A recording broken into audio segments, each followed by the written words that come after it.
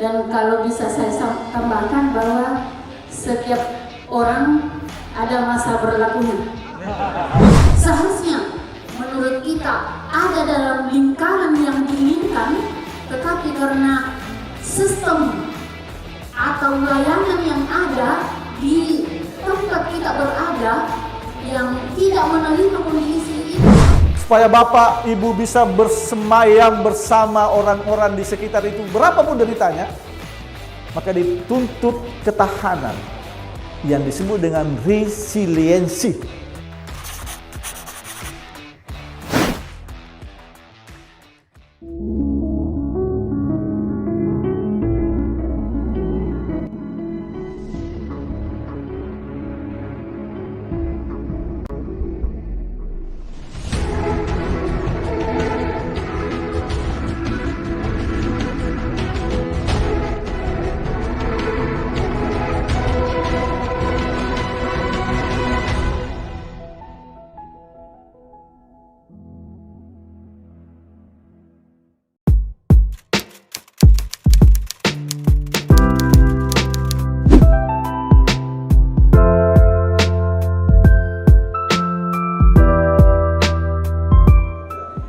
Siapa yang mau memberi tanggapan, boleh menanggapi, boleh memberi pencerahan baru, ataupun boleh menyanggah apapun yang saya katakan. Semua bagi saya sama mulianya. Menyanggah, memberi pendapat, ataupun menyalahkan bagi saya tidak terlalu penting. Yang penting itu saling mencerahkan. Siapa? Boleh? Silakan. Ya, singkatlah saya jadi pendengar. Perkenalkan, kami dari pengajar praktik Kabupaten Luwu atas nama Hasmara ini bertugas di SMP Negeri 1 Suli. Ya, jadi semua di sini Pak pengajar praktik yang sama bajunya dari Kabupaten Luwu. Ya baik, menarik sekali pemantik pertama yang diberikan oleh Bapak, yaitu bahwa setiap orang ada masanya dan setiap masa ada orangnya. Dan kalau bisa saya tambahkan bahwa setiap orang ada masa berlakunya. Ya. Itu muncul dalam Nah, di sini ada 4 syarat atau dimensi yang dikemukakan oleh Bapak. Saya hanya menyorot untuk yang poin keempat, Pak, memiliki kemampuan beradaptasi. Ya. Ketika kita melihat perkembangan ilmu pengetahuan dan ketika kita melihat jenis adaptasi yang dikaji, ada adaptasi fisiologi, ada adaptasi morfologi, dan ada adaptasi tingkah laku. Nah, dari 3 konsep adaptasi itu, kalau saya boleh berpendapat bahwa konsep adaptasi tingkah laku yang mendominasi terutama di lingkungan kerja kita itu yang membuat kami atau membuat kita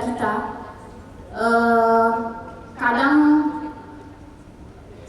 tidak dapat menentukan di mana kita berada. Kenapa saya katakan begitu, Pak?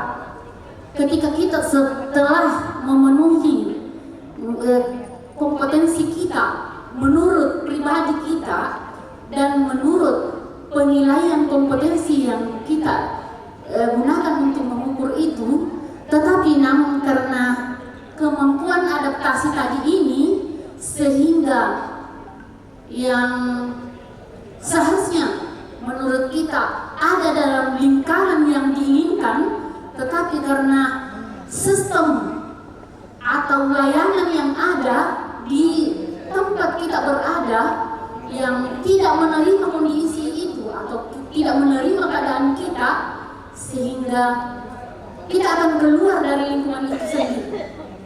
Seperti itu, Pak. Nah, kami inginkan ada pencerahan dari Bapak ketika kami sudah berusaha bergerak dan menggerakkan dan menjadi agen menurut konsepnya pendidikan guru penggerak, kami ini adalah agen, adalah aktor dari pendidikan guru penggerak, aktor perubahan di kabupaten. Namun dalam perjalanan yang kami lakukan sampai detik ini, ya, sampai detik ini tidak sedikit tantangan yang kami hadapi, Pak. Ya, terutama dari pemegang kebijakan. Nah, mungkin Bapak tangkap apa yang saya maksud. Ya, jadi saya ucapkan terima kasih atas penjelasannya nantinya. Sekian, assalamualaikum warahmatullahi wabarakatuh. Ya, makasih Bu ya. Dari Suli. Suli itu kita belok lagi masuk ya. Suli pantai tuh daerah Suli yang jalur utama ini. Oh, jalur utama ya, Bu. Oke. Apa teringat saya ketika menyebut Suli?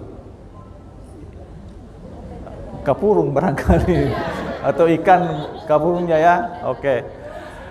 Baiklah Bapak Ibu semua, saya tidak menjawab langsung itu. Saya mau mengatakan bahwa konsep, sedikit maaf ya, saya sebenarnya tidak mau konsep adaptation dan adjustment itu beda. Oke, saya sedikit menjawab pertanyaan Ibu dengan ini.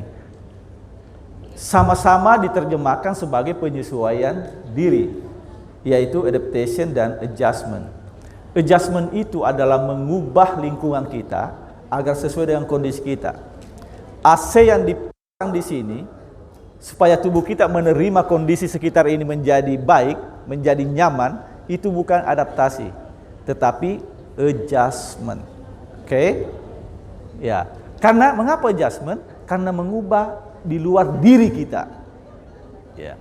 Sementara adaptation itu adalah mengubah diri agar sesuai dengan kondisi lingkungan di sekitar kita. Jadi kalau ada pengambil kebijakan yang ketat, ada kebijakannya. Ada kondisi-kondisi yang tidak menggerakkan di sekitar kita. Ada cibiran dari kita. Apakah kita mau mengubah cibiran itu supaya menjadi pujian? Apakah kita mau mengubah kebijakan itu menjadi lahirnya kebijakan baru? Kewenangan kita tidak ada di situ. Jauh lebih penting mengubah diri daripada mengubah itu. Itulah adaptasi. Oleh karena itu, binatang yang paling perkasa dan besar, dinosaurus, punah. Karena sesungguhnya tidak bisa beradaptasi.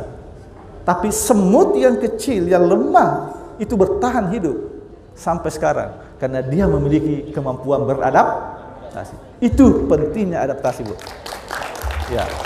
Jadi, supaya Bapak, Ibu bisa bersemayam bersama orang-orang di sekitar itu, berapapun deritanya, maka dituntut ketahanan yang disebut dengan resiliensi.